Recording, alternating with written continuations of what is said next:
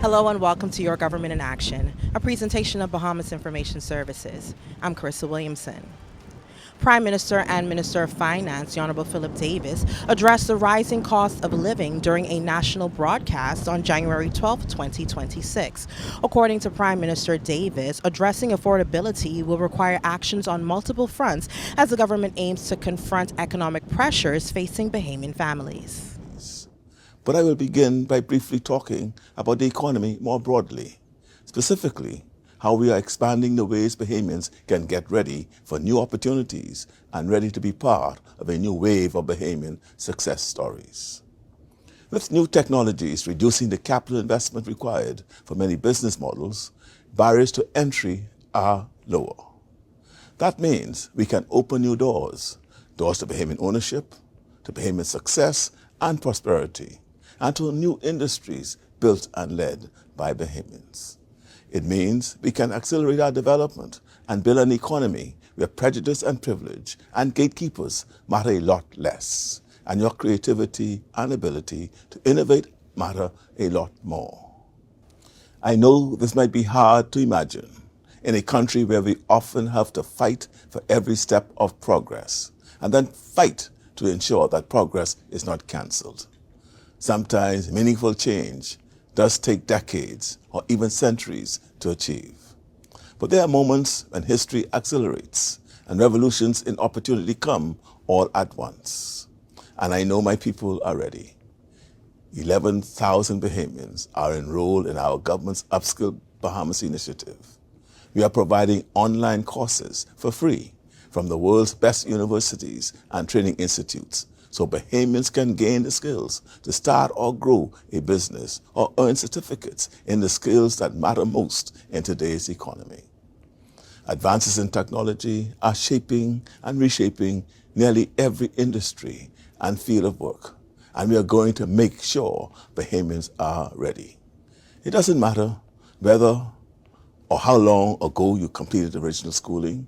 It doesn't matter if you need to start with the basics or you need to add advanced skills. The important thing to know is that we are on your side and we want to give you your best shot. Upskill is an important investment in our people, and it's only one of many. We are overseeing a major expansion of BTVI because specialty trades are one of the smartest ways to secure reliable and very high incomes.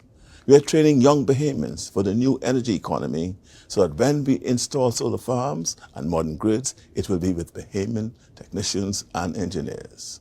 We launched the nation's first ever National Apprenticeship Program, providing young Bahamians with paid training and employment in the most demand sectors.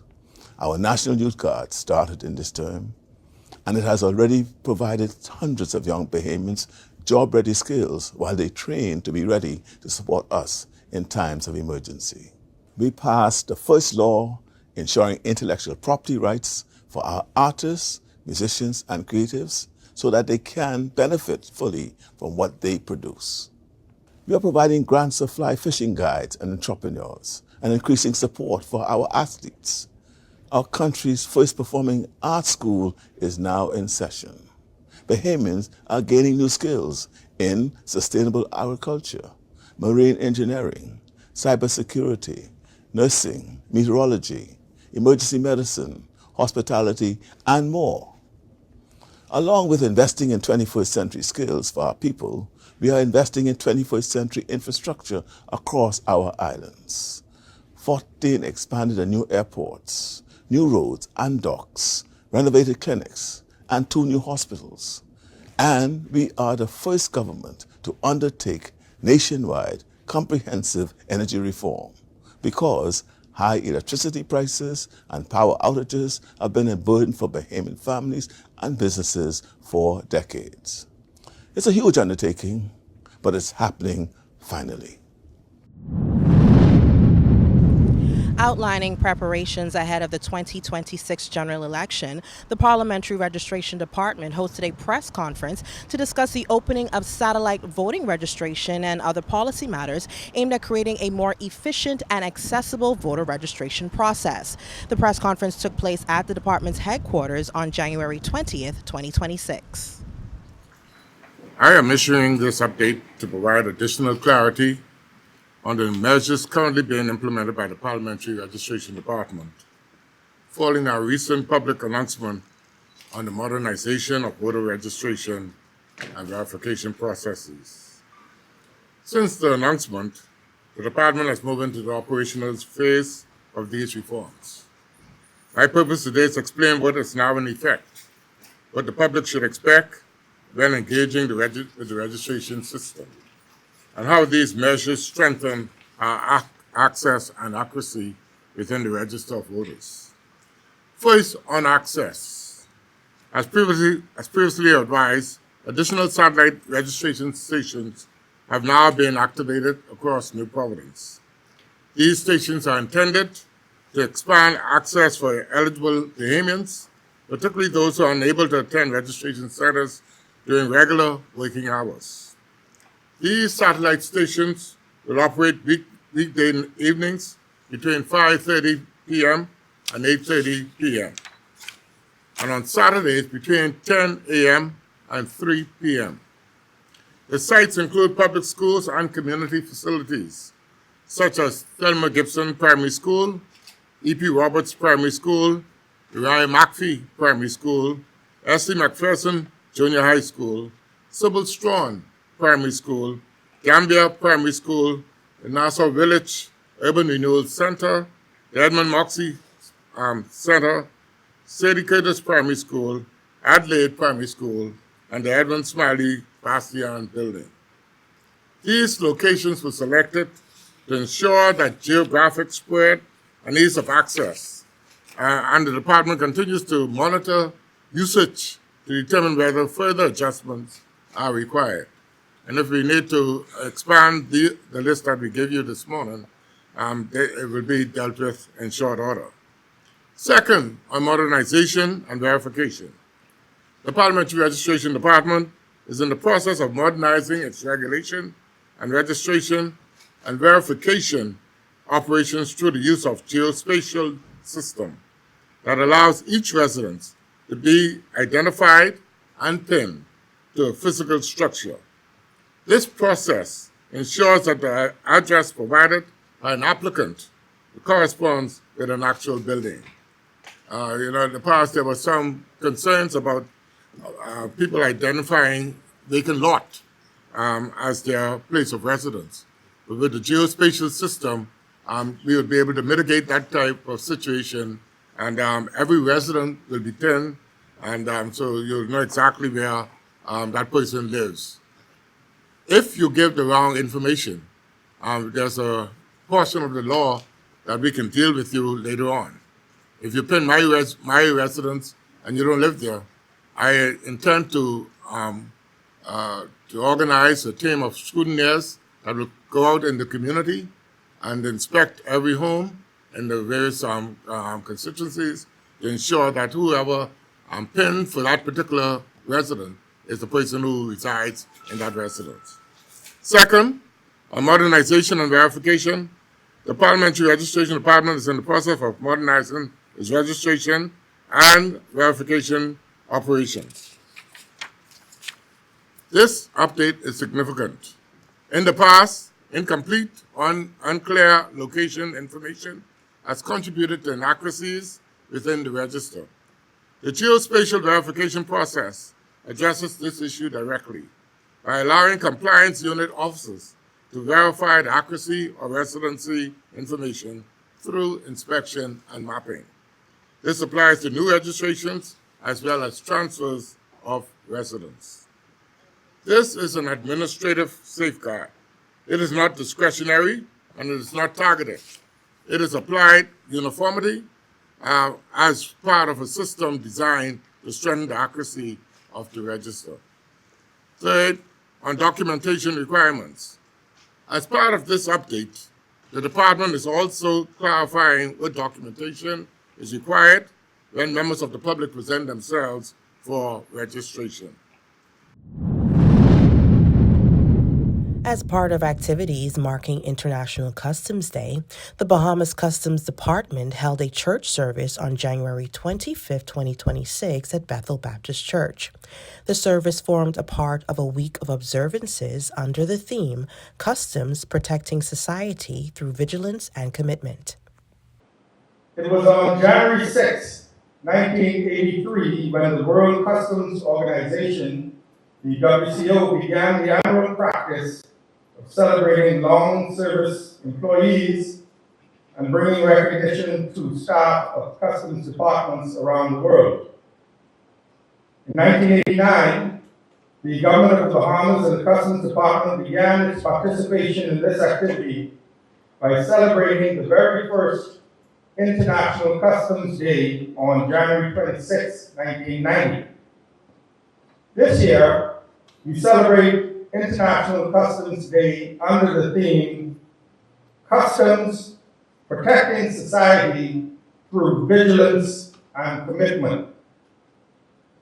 It is worth noting that this year's theme highlights vigilance, professionalism, and dedication as pillars in protecting communities, economies, and our borders. Customs officers continue to fulfill their mandate through increased enforcement, leading to detection and confiscation of illegal drugs, firearms, and other prohibited and restricted goods, and the continued collaboration with other law enforcement agencies. And so this morning, on behalf of the Prime Minister and the Ministry of Finance, with responsibility for the Customs and Excise Department, I am pleased to offer my congratulations to the honorees, among whom are some who have given 20, 30, and even 40 plus years of distinguished service to the Customs and Excise Department, and by extension to the Commonwealth of the Bahamas. Mr. Knight, when I heard you talking about the role of the customs officer, and we know that from biblical days, the tax collectors were not the most popular amongst the society, but nevertheless, the role of the Customs Department is sometimes underestimated.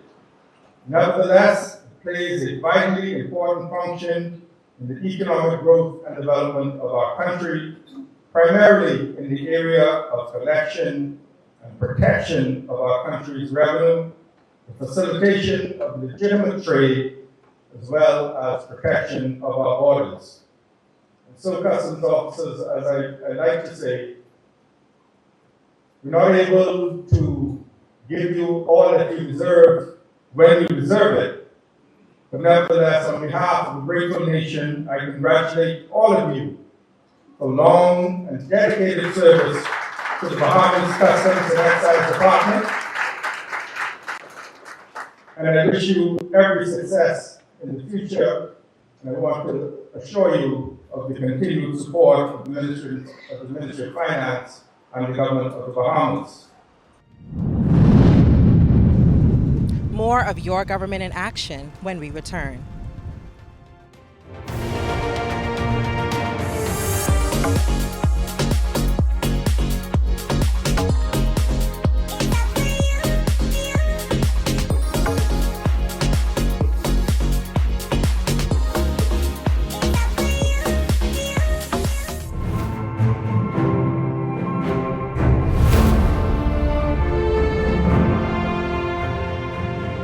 Welcome back. Nominations for the National Honors are officially opened. This announcement made by Minister of Foreign Affairs and Chair of the National Honors Committee, the Honorable Fred Mitchell, during a press conference held at the Ministry of Foreign Affairs on January 19th, 2026. I've asked you to come here this morning because we want to give notice that in accordance with the provisions of Section 5 of the National Honors Act 2016 and the regulations made thereunder, the Advisory Committee for National Honors is inviting nominations from the general public for the award of honors under the established societies of honor as follows. the Order of National Hero, the Order of the Nation, the Order of the Bahamas, the Order of Excellence, the Order of Distinction, the Order of Merit, and the Order of Lignum Vitae. The Societies of Honor are listed in order of seniority, and persons or organizations making nominations may indicate the area of service to which they wish to nominate persons.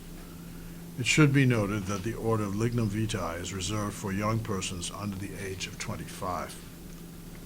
Additionally, regulations made under the National Honors Act also provide for the award of medals as follows: a Distinguished Service Medal for citizens of the Bahamas in recognition of exceptional service in the public service or civil society, or Badges of Honor for persons in civil society who perform exceptional service to the Bahamas, and medals for acts of bravery undertaken in the Bahamas by any person.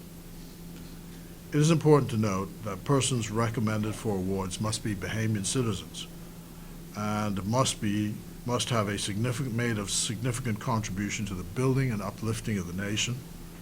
However, there are few societies of honor that are limited in scope to a specific category of persons. These include the Order of National Hero, the Order of the Nation, the Order of the Bahamas. And the Order of Excellence is reserved for foreign dignitaries or friends of the Bahamas who are not Bahamians, but who've made a positive impact on the nation. With a few exceptions highlighted, all other societies of honor are open for nomination to all Bahamians who qualify. It should be added that the recommendations for persons of good standing who are deserving of awards for exceptional service should be sourced from a wide section of society to ensure that no person is left behind. So nomination forms are now available and can be obtained online via the Bahamas government website at www.bahamas.gov.bs, the Cabinet Office in the Tradewinds Building, downtown Nassau, the Bahamas, the Office of Administrators in all districts of the Family Islands, and must be submitted to the National Honors Secretariat located in the Cabinet Office not later than the 31st of March 2026 in order to enable the committee to consider nominations and make recommendations for awards. Forms should be completed in full, and where possible, a passport-sized photograph of the nominee should accompany the nominations. Members of the general public are welcome to view the provisions of the National Honors Act 2016 at Bahamas Laws Online, and that address is laws.bahamas.gov.bs, or the general public can obtain copies from the Department of Government Publications, which is located downtown Nassau in the Bahamas. And now it's time to take a look up north with our northern service.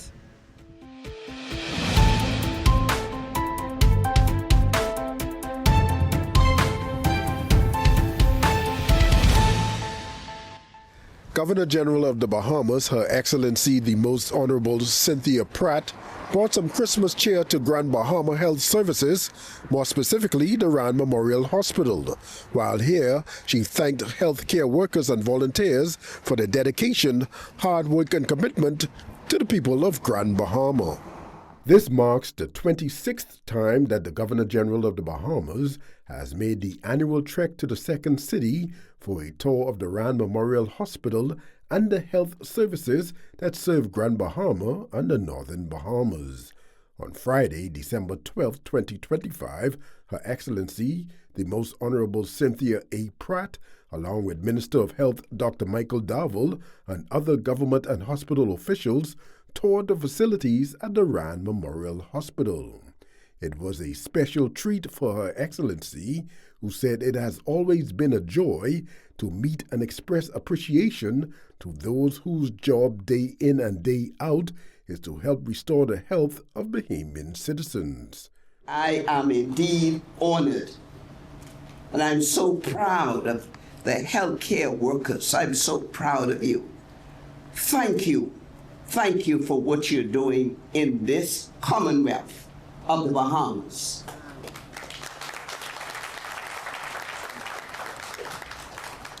Please permit me to stand on the established protocol. That sounds good, eh? Yes, yes. It is my profound pleasure to return to this vital institution as we visit all the public hospital institutions of the Public Hospitals Authority during the holiday season.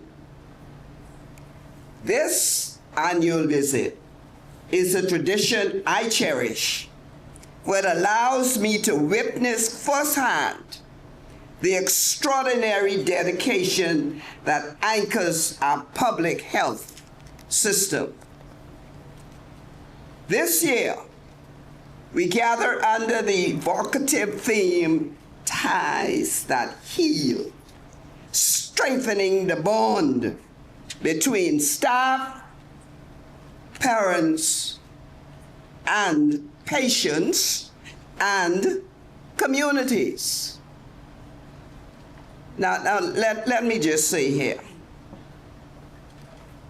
it feels good to know we do not look at uniform,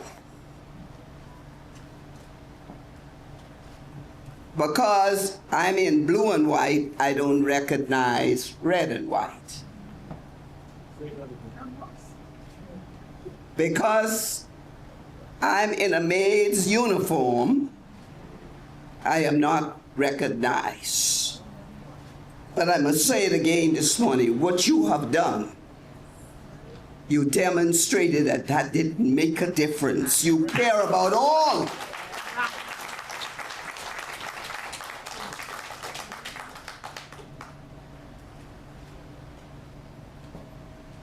You must forgive me, because I'm a preacher. You know that. And I'm trying not to preach. Bless the Lord.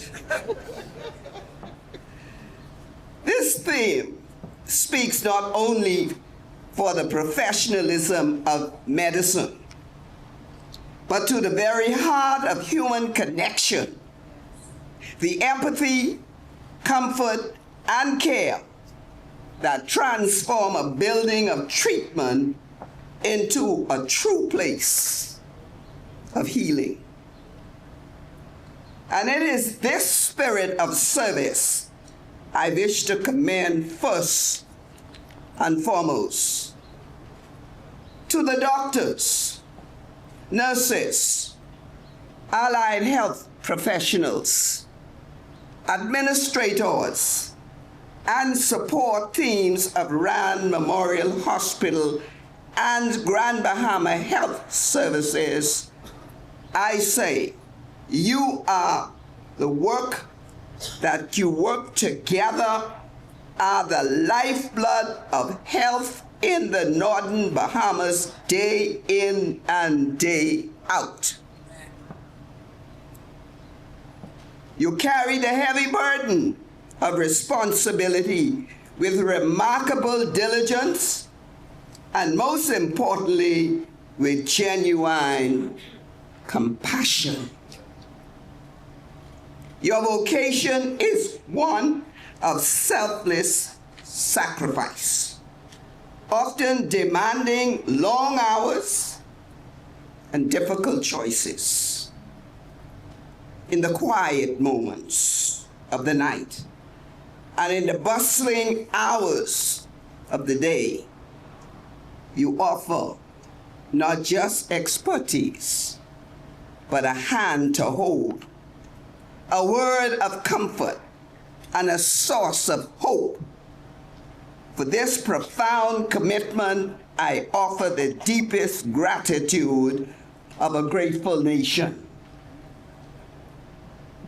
I am also keenly aware of the ongoing and vital work to improve, as you heard, Dr. Dowell made mention of it, of the facilities, and expand the services here for the residents of Grand Bahama and the surrounding islands.